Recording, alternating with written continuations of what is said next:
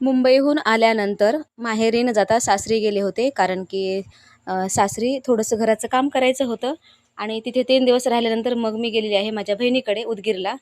त्यानंतर तिथे सुद्धा मी 2 दिवस राहिलेले आहे. लगेच निघायचं होतं, पण तिनं काही मला येऊ दिलं नाही आणि मग आम्ही इथे 2 दिवस राहिलो आणि त्यानंतर इथून आम्ही उदगीरला बाय बाय केलेला आहे आणि तिथे छान असा छत्रपती शिवाजी महाराजांचा पुतळासुद्धा, आम्हाला त्यांचं दर्शनसुद्धा झालेलं आहे, बघू शकता. त्यानंतर मग आम्ही इथे आलेलो आहोत घरी आणि घरी आल्यानंतर आईने इथे मस्तपैकी आम्हाला बनवलेली होती शेपूची भाजी आणि त्यानंतर इथे बघू शकता तुम्ही, हा बाजारचा शेव आहे. आमच्या इकडे बुधवारचा बाजार असतो, तर तिथला चिवडा जो आहे तो मला खूप जास्त आवडतो. त्यानंतर सोबत मिरचीचा ठेचा होता शेंगदाणे घातलेला. इथे भाकरीसुद्धा होती ज्वारीची. मस्तपैकी असं जेवण केलं आणि इथे माझ्या लेकीने 4 वर्षापूर्वी आंबा खाऊन त्याची कोय अशी मातीत पुरली होती आणि त्याचं हे सुंदर असं झाड आलेलं आहे आंब्याचं आणि त्या आंब्याला पहिल्यांदाच यावर्षी फळ लागलेलं आहे. 5-6च आंबे लागलेले आहेत, पण खरंच खूप छान वाटलं.